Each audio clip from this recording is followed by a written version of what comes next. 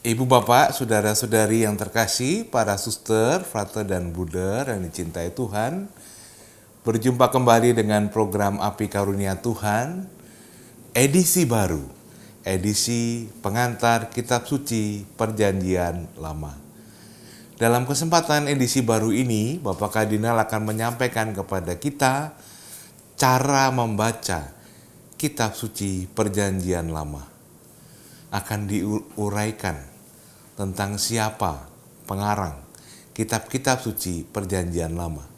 Mereka adalah manusia-manusia yang menulis kesaksian iman mereka dalam konteks budaya dan situasi zaman itu. Sungguh menarik, maka mari kita merenungkan, mendengarkan, dan selamat berdoa.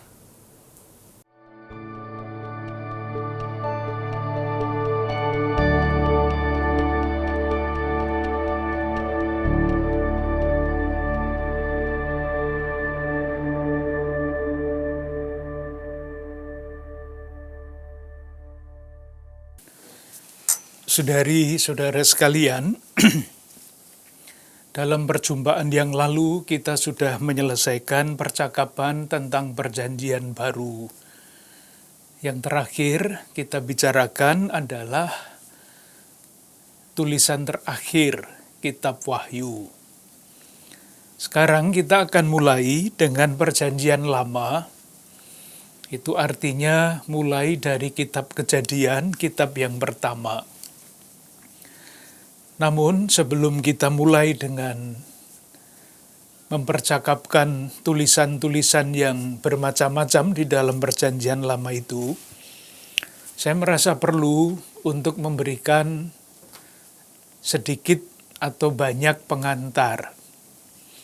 Karena apa? Inilah alasannya. Ketika kita berbicara mengenai perjanjian baru, tulisan-tulisan perjanjian baru itu cakupan waktunya relatif pendek. Kalau kita ambil misalnya mulai dari Yesus wafat sekitar tahun 30 sampai dengan tulisan terakhir perjanjian baru itu tahun 100-110 Masehi. Hanya 100 tahun paling banyak. Penulis-penulisnya kurang lebih juga jelas. Tidak demikian dengan perjanjian lama. Periode yang dicakup di dalam perjanjian lama itu sangat panjang. Kita ambil contoh misalnya, kalau kita berbicara mengenai Abraham, secara historis, peristiwa Abraham itu bisa dicari oleh para ahli sejarah terjadi sekitar tahun 1800 sebelum Masehi. Itu peristiwa panggilan pertama. Sementara kitab Perjanjian Lama selesai kisahnya boleh dikatakan dengan peristiwa Makabe. Itu terjadi sekitar tahun 150 Masehi. Jadi hitungan tahun-tahunnya sangat kasar, tidak persis. Itu berarti peristiwa sejarah yang dicakup oleh perjanjian lama itu dari tahun 1800 sebelum Masehi sampai dengan tahun 150 sebelum Masehi. Kalau dihitung itu 1650 tahun. Sangat panjang. Demikian juga penulisan kitab sucinya, perjanjian lama. Kalau di dalam perjanjian baru ya sekali lagi pendek ya. Kalau surat Paulus itu mulai ditulis tahun 50 misalnya, tulisan-tulisan awal, berhenti pada tahun 100, 110, paling-paling 60 tahun. Sementara menurut para ahli kitab suci, penulisan kitab suci perjanjian lama itu mulai sekitar tahun 1000 sebelum Masehi, dan prosesnya mungkin baru selesai pada tahun 100 sebelum Masehi, 900 tahun. Panjang sekali. Belum kalau kita bertanya siapa yang menulis. Waktu kita bicara tentang perjanjian baru, kira-kira jelas siapa yang menulis surat-surat Paulus, Injil jelas siapa yang menulis. Tetapi kita ambil contoh misalnya kitab Raja-Raja yang di dalam bacaan harian dibacakan pada hari-hari ini. Siapa yang menulis kitab Raja-Raja itu? Siapa yang menulis kitab Kejadian, kitab Keluaran, meskipun sekarang namanya Taurat Musa, kelima buku Musa. Apakah Musa yang menulis? Nah, pertanyaan-pertanyaan seperti itu membutuhkan latar belakang supaya dapat dijawab dengan baik. Itulah sebabnya saya merasa perlu untuk sekali lagi mencoba menjelaskan bagaimana kitab suci Perjanjian Lama itu terjadi. Prosesnya panjang, menyangkut sejarah bangsa Israel sejak panggilan Abraham sampai nanti dengan awal Perjanjian Baru. Sejarah bangsa-bangsa di sekitarnya juga tidak mudah untuk dilacak, tetapi kiranya perlu supaya kita mempunyai pengertian. Nah ini, mempunyai pemahaman yang sesuai dengan apa yang diajarkan oleh gereja. Jadi tidak langsung membaca teks, kemudian nilai rohaninya begini, itu nanti. Sekarang yang akan dibicarakan lebih-lebih adalah pengetahuan, pemahaman. Perkara nanti di dalam proses mencoba mengerti dan memahami itu, kita masuk di dalam tanda petik nilai-nilai atau makna rohani dari teks-teks yang kita bicarakan, itu adalah ilustrasi. Dengan demikian, saya merasa perlu sekali lagi untuk memberikan semacam pemahaman dasar. Siapa dan bagaimana kitab suci itu terjadi. Kitab suci Perjanjian Lama. Siapa pengarang-pengarangnya? Kalau bisa diidentifikasi. Kalau tidak, lalu terusnya bagaimana? Apakah masih bisa dipertanggungjawabkan bahwa ini adalah kitab suci, bukan kitab biasa? Untuk itu, nah sekarang saya mulai, tadi itu pengantar. Untuk menjawab pertanyaan itu, pengarang-pengarang dan proses terjadinya kitab suci, pertama-tama saya ingin mengutip lagi ajaran gereja resmi. Bukan pendapat saya, tetapi ajaran gereja resmi yang bisa kita pakai untuk menanggapi berbagai macam pertanyaan kalau ada orang yang tanda petik meragukan kitab suci itu. Moga-moga jelas arahnya. Saya mulai.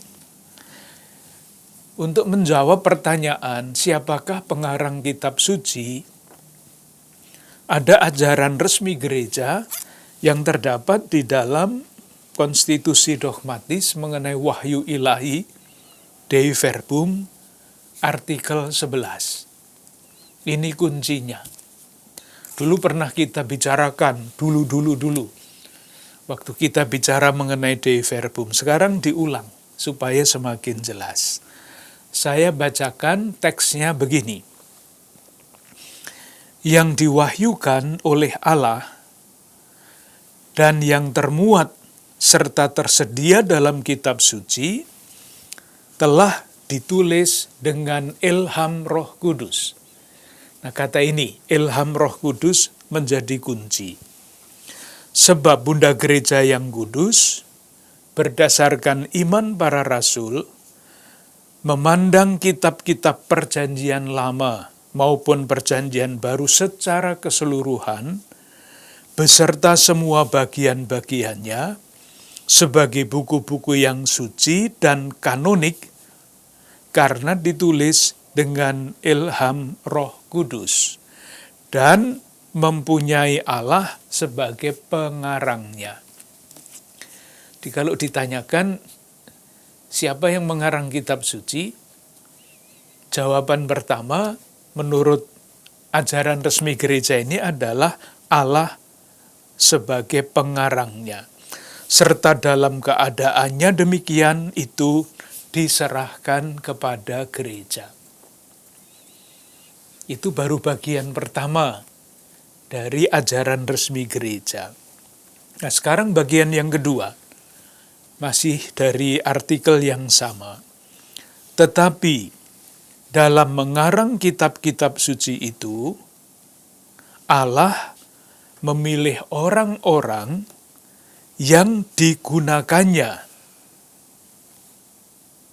Jadi memilih orang yang digunakannya, orang yang seperti apa, sementara mereka memakai kecakapan dan kemampuan mereka sendiri. Nanti akan ditunjukkan bahwa pengarang kitab suci itu bukan juru tulis atau tukang ketik kalau ada mesin ketik. Bukan.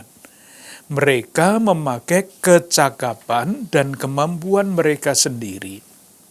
Itu yang kedua. Yang ketiga, kombinasi itu supaya sementara dia berkarya dalam dan melalui mereka, semua itu dan hanya itu yang dikehendakinya sendiri dituliskan oleh mereka sebagai pengarang yang sungguh-sungguh. Betapapun sulit memahami kalimat ini, tetapi itulah ajaran gereja resmi. Jadi, pengarang yang pertama adalah Allah lewat ilham Roh Kudus. Yang kedua, Allah menggunakan orang-orang dengan kemampuan kecakapan mereka. Jadi orang-orang itu merdeka, bebas.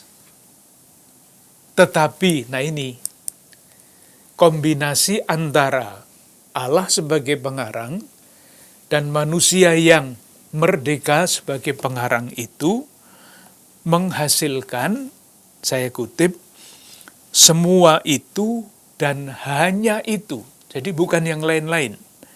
Yang dikehendakinya sendiri. Dituliskan oleh mereka sebagai pengarang yang sungguh-sungguh. Moga-moga jelas. Jadi kitab suci itu kalau ditanyakan yang mengarang siapa? Allah lewat ilham Roh Kudus. Manusia yang punya kemampuan dan kecakapan. Buahnya adalah semua yang ditulis oleh pengarang ini, entah bagaimana itu terjadi, itulah yang namanya iman, yang ditulis oleh para pengarang itu, semua dan hanya itu sebagaimana dikehendaki oleh Tuhan. Itu yang pertama, Konstitusi Konsili Vatikan II, Dei Verbum nomor 11. Yang kedua, konsekuensinya apa? Kalau Allah sebagai pengarang dan manusia yang merdeka dan hanya menuliskan kehendak Allah. Konsekuensinya beberapa. Satu, suatu tulisan dinyatakan sebagai kitab suci nanti oleh gereja tidak sekedar berdasarkan mutu sastra. Jadi bahasanya indah, kalimat-kalimatnya logis, bukan itu. Karena apa? Karena kitab suci itu adalah pengungkapan iman, pernyataan iman yang berkembang di dalam gereja. Jadi bukan sastra melulu, tetapi tulisan itu memang mempunyai ciri sastra, tetapi sekaligus adalah pernyataan iman yang berkembang di dalam gereja sejak awal, dan itu semua berada di bawah bimbingan Roh Kudus. Itu yang pertama, konsekuensinya. Yang kedua, pernyataan dari Konsili Vatikan II itu bukan tanpa dasar. Dasarnya bahkan sudah ada di dalam kitab suci sendiri. Kita masih ingat ketika kita berbicara mengenai surat kepada Timotius, 2 Timotius bab 3 ayat 16, jelas sekali di situ dikatakan bahwa tulisan-tulisan itu ditulis dengan ilham Roh Kudus. Demikian juga di dalam 2 Petrus bab 1 ayat 19, bab 3 ayat 15 sampai 16. Jadi mulai dari situ, bahwa kitab suci ditulis dengan ilham Roh Kudus, ini diterima sejak awal, dikembangkan di dalam gereja, yang juga hidupnya dibimbing oleh Roh Kudus. Dengan demikian, pernyataan bahwa kitab suci ditulis dengan ilham Roh Kudus oleh pengarang-pengarang yang bebas, itu mesti diterima sebagai atau dengan sikap iman. Di situ persis perbedaan dengan faham yang berkembang yang ada di dalam komunitas-komunitas agama yang lain.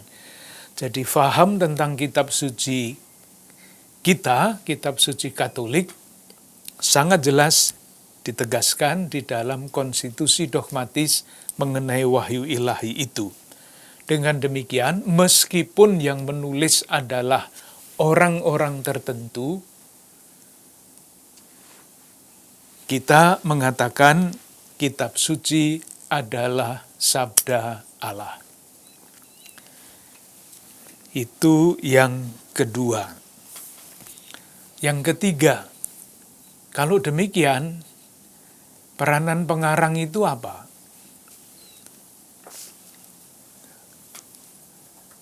Dikatakan dengan sangat jelas di dalam ajaran itu bahwa pengarang itu adalah pengarang yang sungguh-sungguh.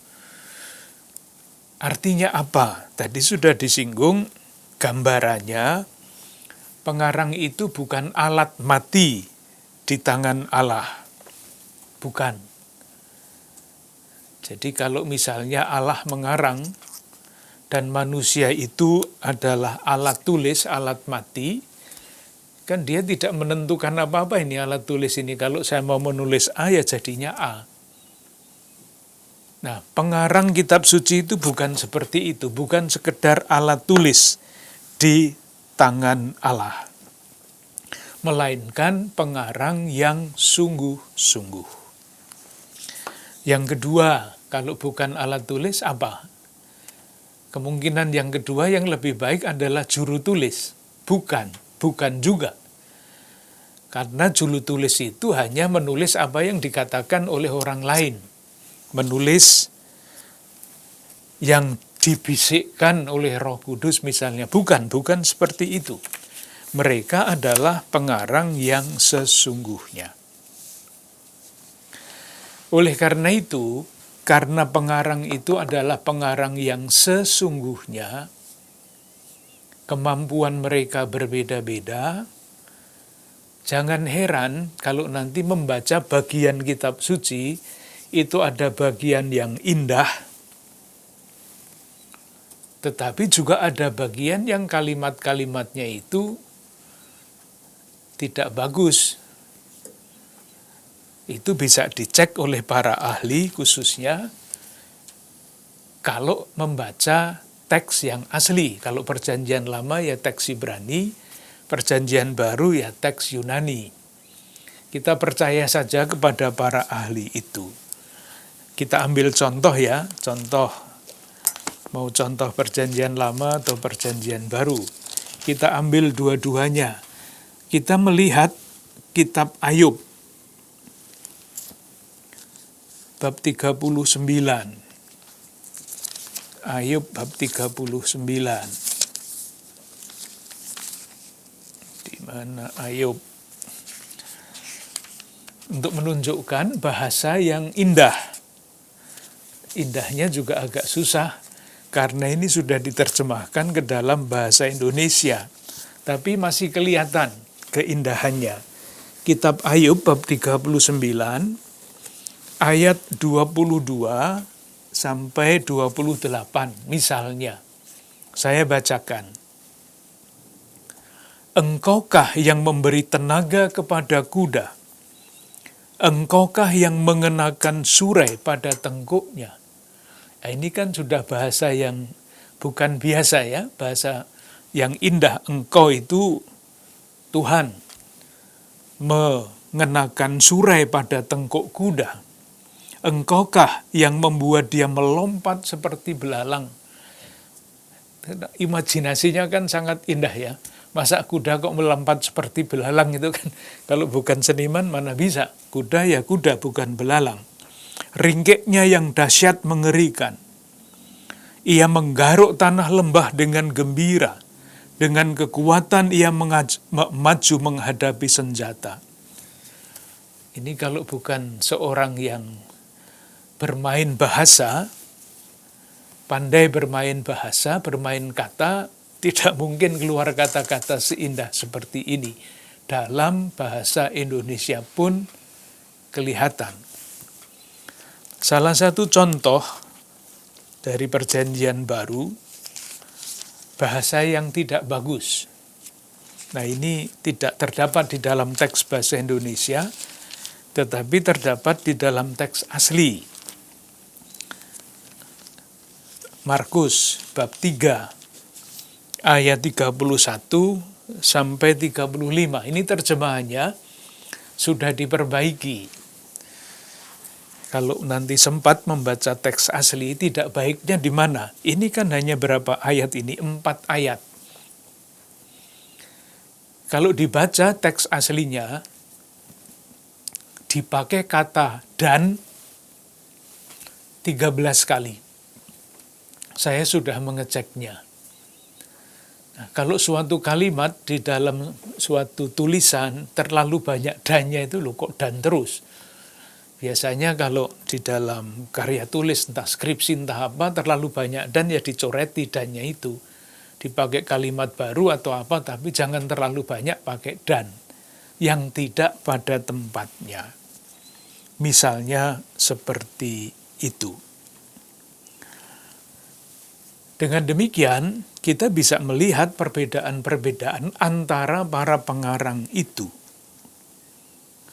Meskipun harus dikatakan dengan jelas bahwa kitab suci itu bukan hasil karya sastra biasa. Bukan. Nanti kita akan melihat ada 3 kata yang dipakai untuk mendekati kitab suci. 1, membaca. 2, merenungkan. 3, mempelajari. Membaca kitab suci, kalau dikatakan hanya dengan kata membaca kitab suci, itu kitab suci seolah-olah dibaca tanpa iman, sebagai karya sastra biasa. Kesannya seperti apa? Banyak kisah kitab suci yang mengerikan.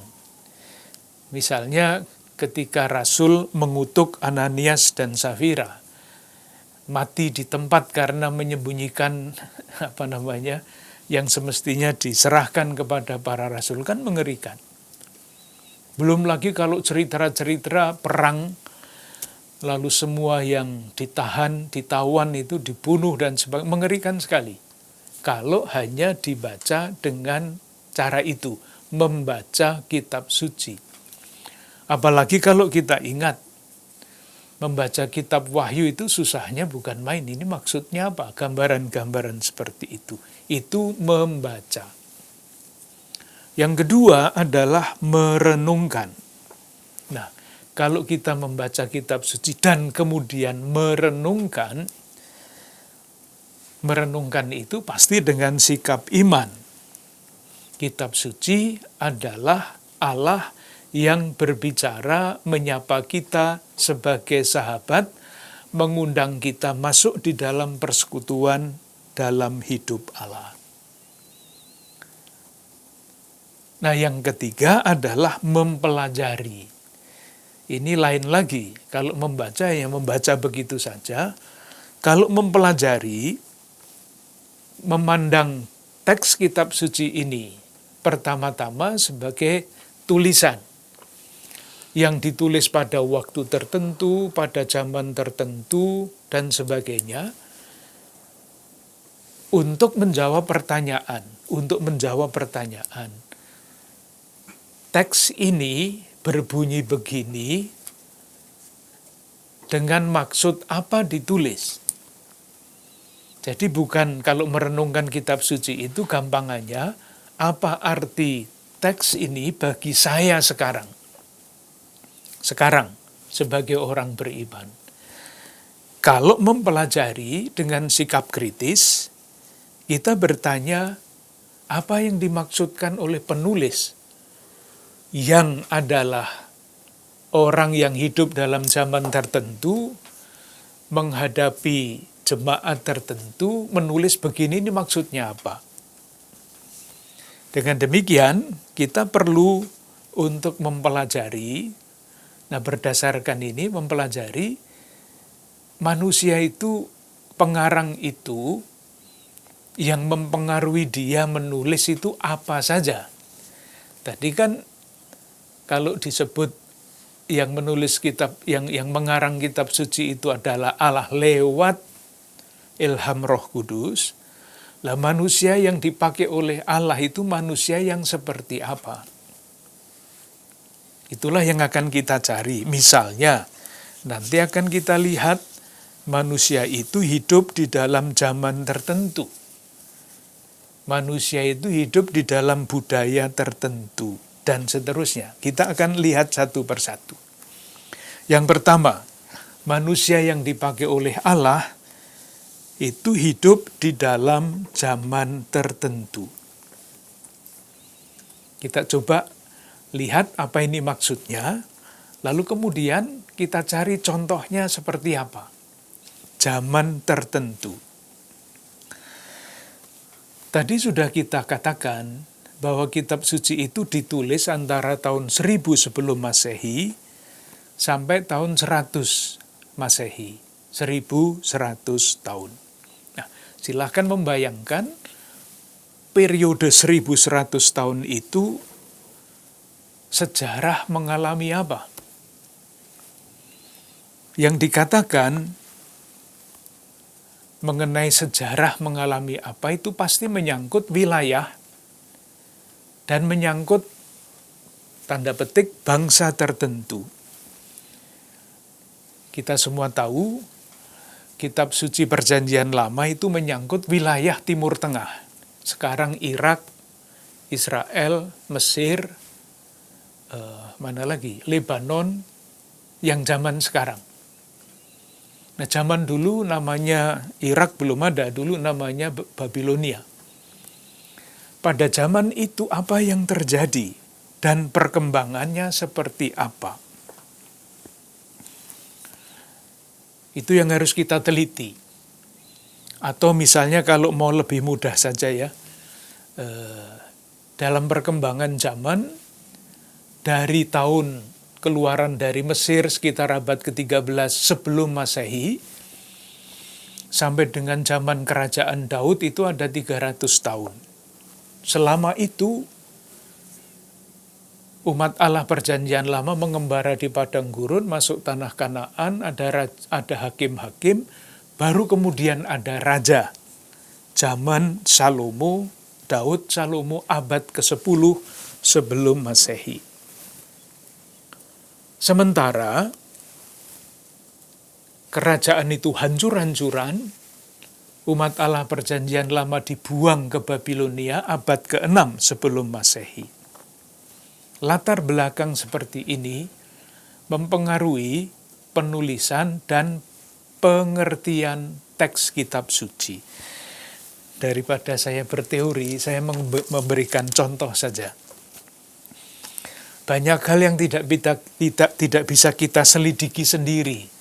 Artinya kita mempercayakan diri kepada para ahli kitab suci yang sudah lama mempelajari itu. Kita lihat kitab Kejadian bab 12 ayat 1 sampai 3.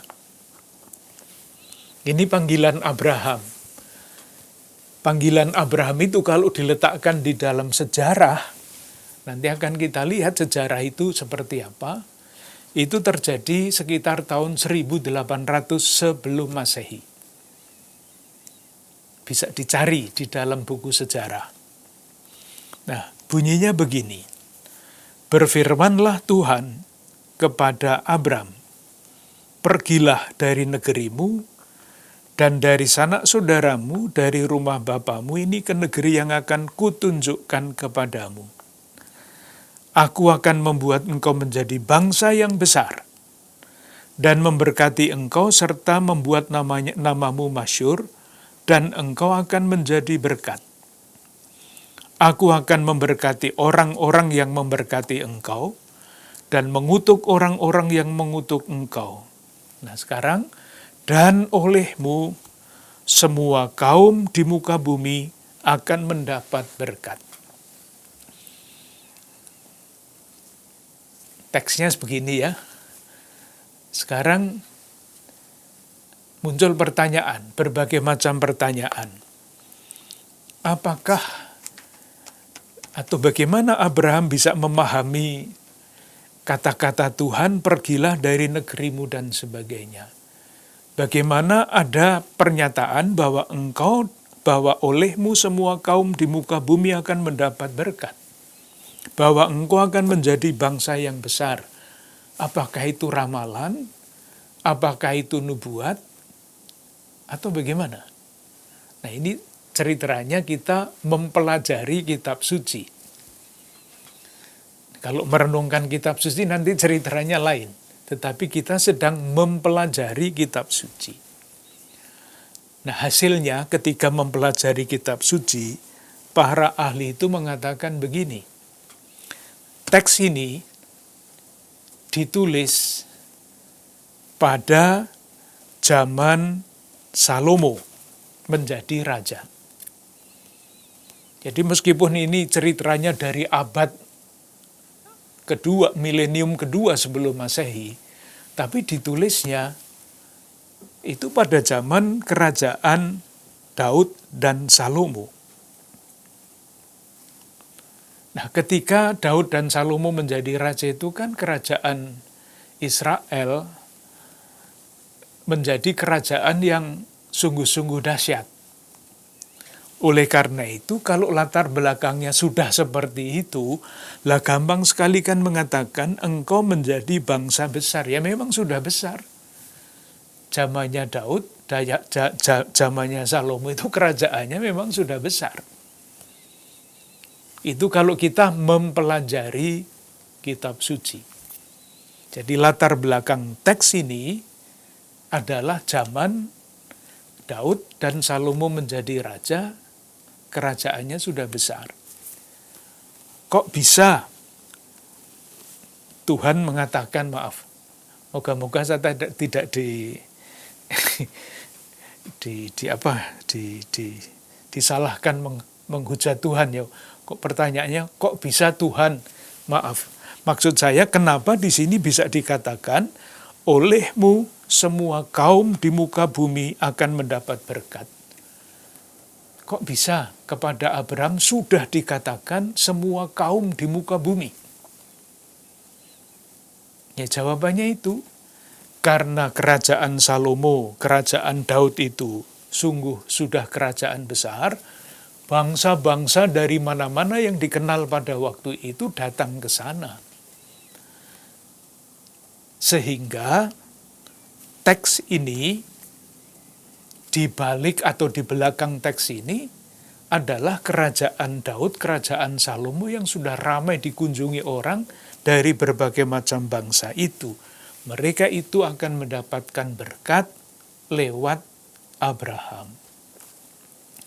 Ini kalau kita mempelajari kitab suci. Jadi teks ini latar belakangnya seperti itu, sehingga kita bisa memahami, oh ya, tentu saja janji kepada Abraham itu sudah memuat janji menjadi bangsa yang besar. Nah, sudah besar bangsanya.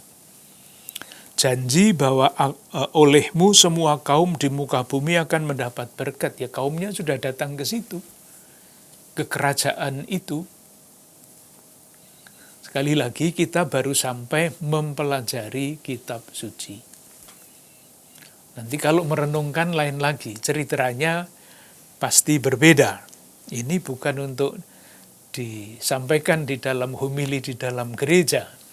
Kalau kita mau menceritakan panggilan Abraham dan memandangnya sebagai sabda Tuhan, pasti bukan itu yang dikatakan. Contoh lain lagi, ini dari abad ke-10 sebelum Masehi, teksnya berbunyi begini. Sekarang kalau kita lihat teks lain yang berasal, tadi sudah disebut, ketika kerajaan itu sudah hancur. Puncaknya Salomo, lalu Salomo hancur-hancuran. Kita baca kitab Ratapan misalnya. Kitab Ratapan, namanya saja sudah jelas ya, kitab Ratapan itu isinya ratapan semua. Bab 1 ayat 1 sampai 2. Ini teks ini berasal dari abad ke-6 sebelum Masehi, selisih 400 tahun. Yaitu ketika atau sesudah kerajaan Yehuda, kerajaan selatan, dikalahkan oleh Nebukadnezar, Raja Babilonia, dan penduduknya dibawa sebagai budak ke Babilonia. Saya baca kitab Ratapan, bab 1 ayat 1 sampai 2. Mulai dengan kata betapa terpencilnya kota itu yang dahulu ramai. Dimaksudkan adalah Yerusalem. Laksana seorang jandalah ia, yang dahulu agung di antara bangsa-bangsa, yang dahulu ratu di antara kota-kota, sekarang menjadi jajahan. Pada malam hari terseduh-seduh, ia menangis, air matanya bercucuran di pipi. Mengapa demikian? Mengapa muncul kitab Ratapan? Yaitu karena bangsa pilihan Tuhan itu sedang meratap, dibuang ke Babilonia. Kota-kotanya hancur. Misalnya saya baca bab 2, kitab Ratapan ayat 2 sampai 5. Tanpa belas kasihan Tuhan memusnahkan segala ladang Yakub. Ia menghancurkan dalam amarahnya benteng-benteng putri Yehuda. Ia mencampakkan ke bumi dan mencemarkan kerajaan dan pemimpin-pemimpinnya. Judulnya sudah mengatakan, ini pasti tidak dari zaman Daud, pasti tidak dari zaman Salomo. Tetapi dari zaman ketika Israel berada di dalam situasi yang sangat sulit, dan itulah masa pembuangan Babilonia yang berlangsung 50 tahun mulai dari tahun 587 sebelum Masehi. Nah, nanti kita akan melihat sejarah-sejarah seperti ini. Sekarang pengantarnya dulu. Kita lihat yang lain sekarang. Kitab Nabi Yesaya. Kitab Nabi Yesaya bab 40. Ayat 1 sampai 5. Yesaya 40, 1 sampai 5. Kalau kitab Ratapan itu berasal dari zaman pembuangan. Kitab Nabi Yesaya bab 40 ayat 1 sampai 11 itu berasal atau dengan latar belakang 50 tahun sesudahnya. Jadi umat Allah perjanjian lama dibawa ke Babilonia tahun 587 sebelum Masehi. 50 tahun kemudian bangsa itu dibebaskan. Kenapa dibebaskan? Karena Raja Babilonia kalah perang, mati ketika Babilonia itu menyerang Mesir. Itu ada sejarahnya. Lalu muncul suatu kerajaan baru, namanya Kerajaan Persia, rajanya namanya Kores. Jadi Babilonia yang membawa orang-orang umat Allah perjanjian lama sebagai budak, lemah. Kerajaannya dikalahkan oleh kerajaan lain, Persia. Itu latar belakangnya. Politik Raja Persia, kalau memakai istilah sekarang, itu sangat berbeda dibandingkan dengan Babilonia. Babilonia itu penjajah. Sementara Persia, Koresi, mempunyai politik yang berbeda. Orang-orang buangan ini akan dibebaskan supaya mereka bisa kembali ke tanah air mereka yang mereka sebut tanah terjanji dan membangun lagi semua yang sudah hancur. Nah, Yesaya bab 40 ayat 1 sampai 11 itu dari zaman ini. 50 tahun dari zaman kitab ratapan. Maka isinya sesuai dengan keadaan sejarah. Hiburkanlah, hiburkanlah umatku, demikian firman Allahmu. Tenangkanlah hati Yerusalem, dan serukanlah kepadanya bahwa perhambaannya sudah berakhir. Bahwa kesalahannya telah diampuni, sebab ia telah menerima hukuman dari tangan Tuhan 2 kali lipat karena segala dosanya. Jadi bukan meratap lagi, tetapi memberikan penghiburan, sebentar lagi kamu akan dibebaskan. Karena Nabi melihat ini negara Persia ini, negara yang kalau memakai istilah yang sekarang, menghormati hak-hak asasi manusia. Tidak memperbudak, tetapi membebaskan. Itu cerita sejarah. Nah, kalau kita mencoba memahami apa yang terjadi di lingkungan umat Allah perjanjian lama, ketika mereka dibuang, itu masalah politik, tetapi kemudian umat Allah perjanjian lama itu dengan latar belakang keimanan mereka bertanya, apakah Allah, Yahweh yang mereka percaya, itu sungguh mengatur sejarah. Sungguh akan memenuhi janjinya kalau membiarkan bangsa yang dipilihnya itu menjadi bangsa budak seperti ini. Masuk akal ya, diberi janji, sekarang keadaan mereka sama sekali berbeda, bertentangan bahkan dengan janji itu. Mereka berpikir, betulkah janji Allah itu?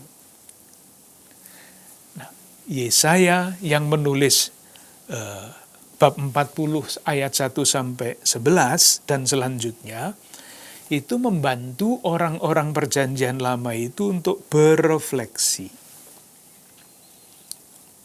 Bisa dibayangkan ya, orang bertanya tidak bisa jawab sendiri, Nabi yang menjawab. Peranan Nabi Yesaya. Apa yang dikatakan oleh Nabi Yesaya mengenai pengalaman di Babilonia itu dan mengenai masa depan umat Allah perjanjian lama itu, kita coba lihat tulisan-tulisan Yesaya. Yang pertama, bab 42, ayat 24. intinya pengalaman dibuang itu adalah akibat dosa Israel. Hukuman Tuhan. Bab 42 ayat 24. Siapakah yang menyerahkan Yakub untuk dirampas dan Israel kepada penjara? Bukankah itu Tuhan? Nah, kalau secara politik, itu kerajaan Yehuda memberontak kepada Babilonia. Tidak tahu diri, kerajaannya kecil, tidak kuat kok memberontak kepada kerajaan besar. Ya pasti kalah. Itu politik. Nah, ketika peristiwa sejarah itu ditafsirkan dengan kacamata iman Israel, jawabannya begini. Siapa yang menyerahkan Yakub untuk dirampas dan Israel kepada penjara? Bukankah itu Tuhan? Di kesadaran bahwa pengalaman pembuangan itu adalah hukuman Tuhan, itu adalah refleksi atas peristiwa sejarah yang bisa dilihat di dalam buku sejarah. Tetapi itu bukan akhir. Karena apa? Allah yang sama yang telah menyerahkan umatnya kepada Babilonia, itu adalah anak Allah penebus. Teks yang sama, kitab yang sama, bab 48.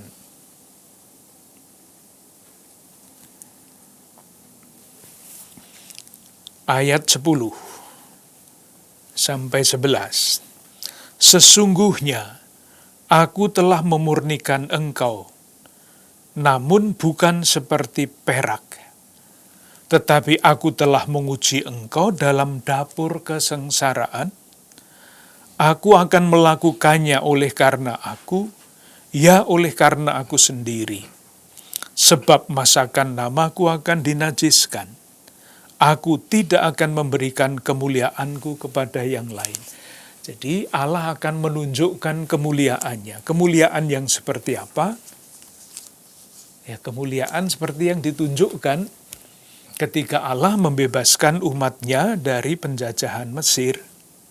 Jadi nanti keluaran dari pembuangan Babilonia itu akan dibayangkan sebagai eksodus yang kedua.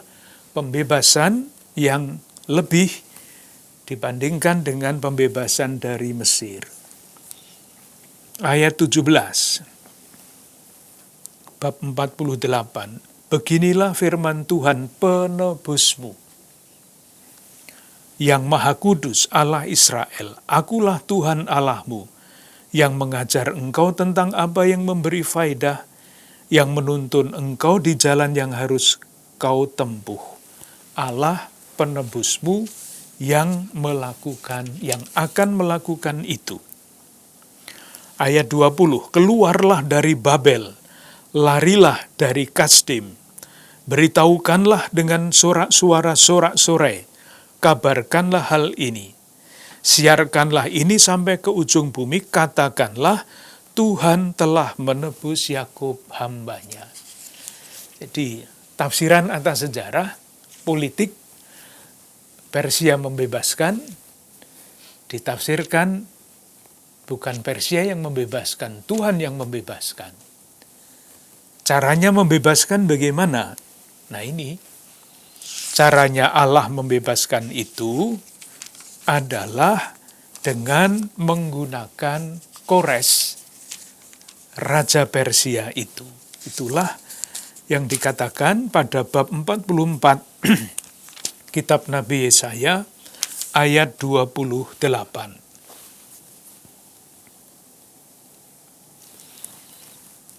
Akulah yang berkata tentang Koresi, dia gembalaku. Lihat Tuhan Allah dapat menggunakan raja yang tidak mengenal Allah, dipakai sebagai alatnya, sebagai pembebas. Akulah yang berkata tentang Koresi. Koresi ini Raja Persia itu. Dia gembalaku, segala kehendakku akan digenapinya. Dengan mengatakan tentang Yerusalem, baiklah ia dibangun. Dan tentang bait suci, baiklah diletakkan dasarnya. Di Koresi, yang secara politik Raja Persia yang mengalahkan Babilonia memberi izin kepada bangsa buangan itu untuk membangun kembali Yerusalem, untuk membangun kembali Bait Allah. Bab 45 ayat 1. Beginilah firman Tuhan, inilah firmanku kepada orang yang kuurapi, kepada Koresi yang tangan kanannya kupegang, supaya aku menundukkan bangsa-bangsa di depannya dan melucuti raja-raja, supaya aku membuka pintu-pintu di depannya, dan supaya pintu-pintu gerbang tidak tinggal tertutup. Dengan demikian, saya berharap menjadi jelas bahwa teks kitab suci itu ada latar belakang sejarahnya. Jadi pengarang itu berasal dari zaman tertentu. Sehingga kalau kita mempertimbangkan apa yang terjadi pada zaman itu, kita bisa lebih memahami mengapa yang ditulis seperti ini. Yang kedua, manusia dari kebudayaan tertentu. Kita semua tahu Israel mempunyai kebudayaan. Tetapi bangsa yang paling maju kebudayaannya pada waktu itu adalah Mesir dan Mesopotamia. Sekarang Irak. Mesopotamia itu artinya wilayah di tengah dua sungai, Efrat dan Tigris. Sekarang Irak.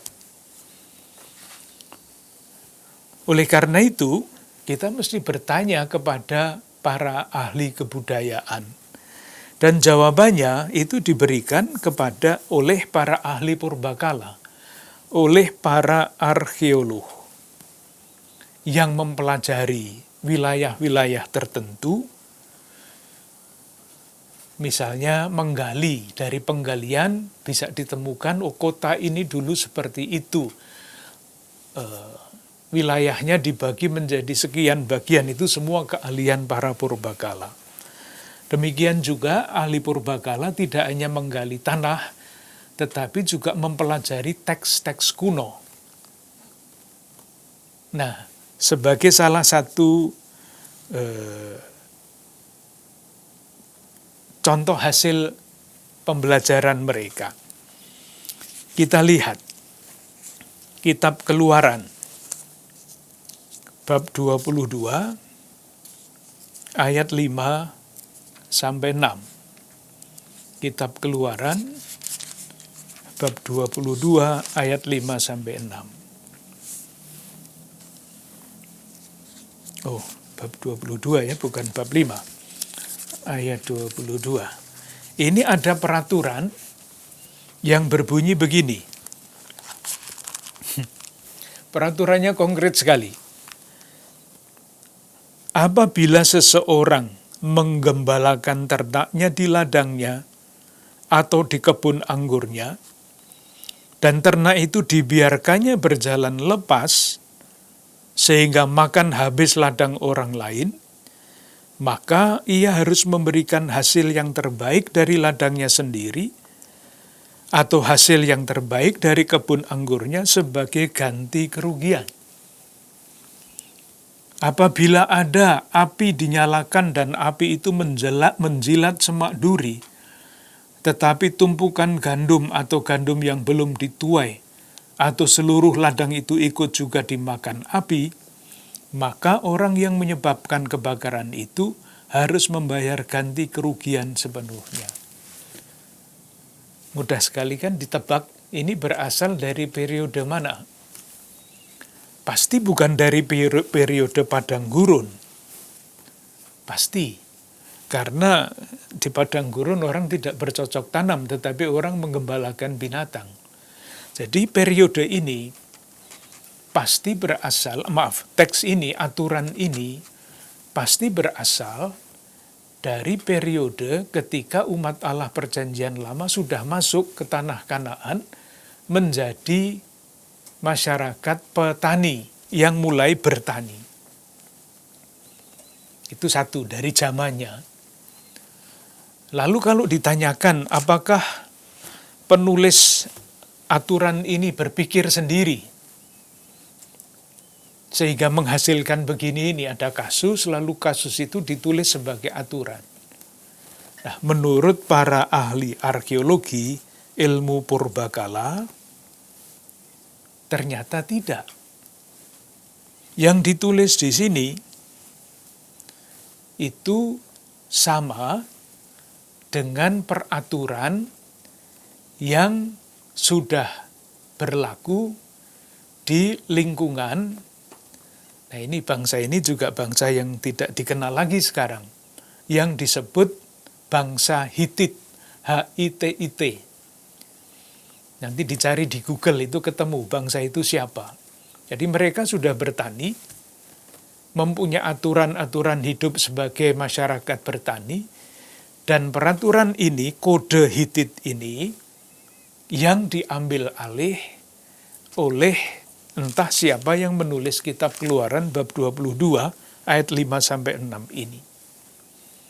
Para ahli purbakala bisa menunjukkan ini loh, teks ini berasal dari kode Hitit pasal sekian sampai sekian.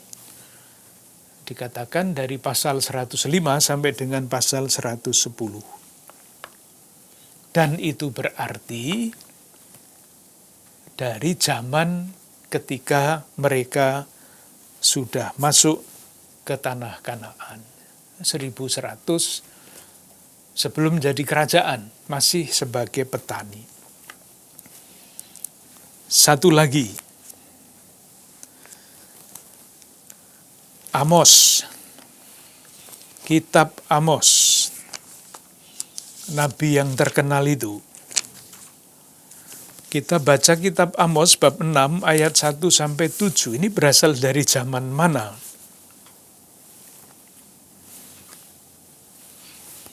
Saya baca, celakalah atas orang-orang yang merasa aman di Sion, atas orang-orang yang merasa tenteram di gunung Samaria. Samaria itu di bagian utara. Atas orang-orang terkemuka dari bangsa yang utama. Orang-orang yang kepada mereka kaum Israel biasa datang. Menyeberanglah ke Kalne dan lihat-lihatlah, berjalanlah dari sana ke Hamat yang besar itu. Adakah mereka lebih baik dari kerajaan-kerajaan ini dan selanjutnya? Lalu ayat 3, hai kamu yang menganggap jauh hari malapetaka, tetapi mendekatkan pemerintahan kekerasan, yang berbaring di tempat tidur dari gading, dan duduk berjuntai di ranjang. Ini latar belakangnya adalah kerajaan utara pada sekitar tahun 760-an. Kritik sosial yang sangat kencang, sangat keras terhadap orang-orang kaya di sana.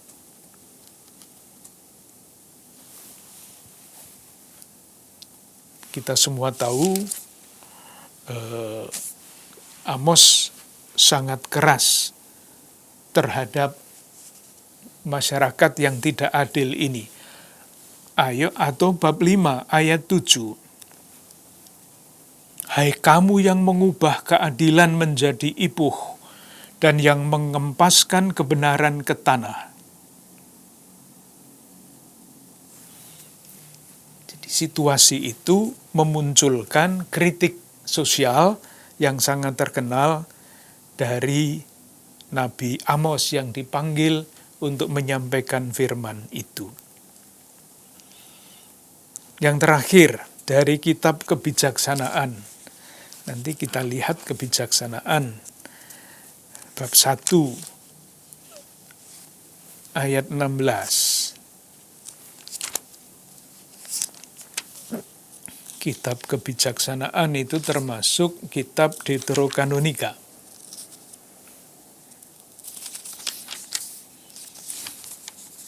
Ini bab 1 ayat 16 sampai bab 2 ayat 5. Kita baca salah beberapa ayat saja.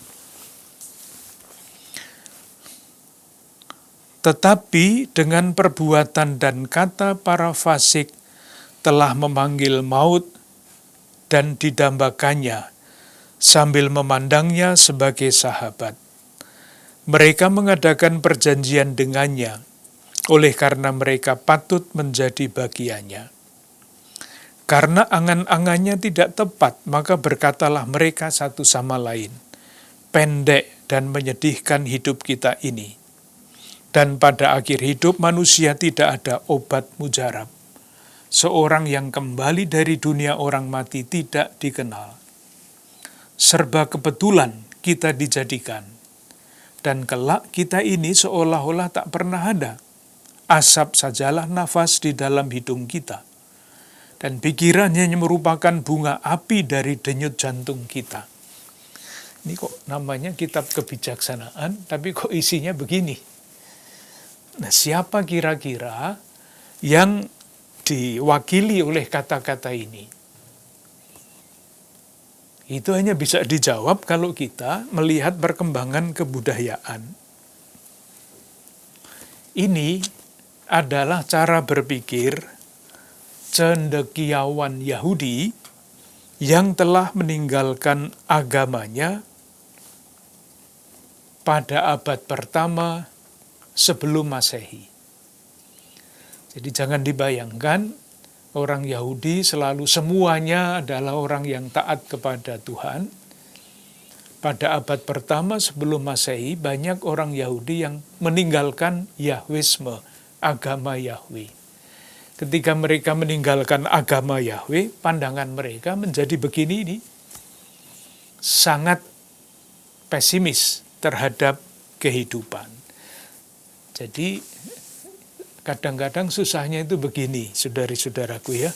Kita membaca kitab kebijaksanaan Salomo yang bunyinya begini ini, lalu ditutup dengan demikianlah sabda Tuhan. Itu susah.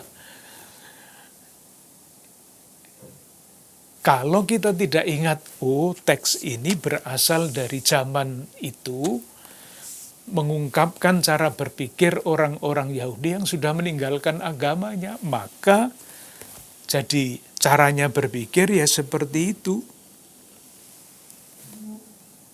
Baru kita tahu, kalau kita yakin, kita sadar bahwa penulis kitab suci itu adalah orang yang sangat dipengaruhi oleh kebudayaan tertentu.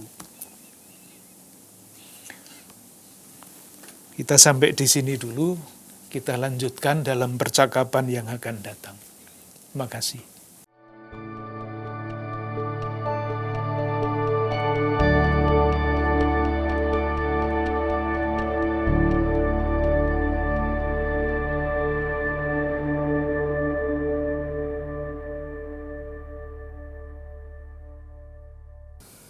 Saudari-saudara yang dikasihi Tuhan, sungguh menarik ulasan pengantar episode baru ini, Kitab Suci Perjanjian Lama. Kepada kita telah disampaikan bahwa Kitab Suci Perjanjian Lama perlu dibaca sesuai dengan konteks, budaya dan situasi zaman tersebut. Supaya kita tetap bisa menangkap esensi dari kitab itu dan bisa memetik buah-buah refleksi iman. Semoga kita senantiasa diteguhkan oleh firman-Nya yang menjadi pegangan bagi langkah hidup kita. Mari kita mohon berkat Tuhan untuk berjalan hidup kita. Allah yang Maha Kasih mencurahkan rahmat kesehatan, perlindungan dan damai sejahtera kepada kita dan keluarga serta komunitas kita dalam nama Bapa, Putra dan Roh Kudus. Amin. Terima kasih, selamat malam, sampai jumpa.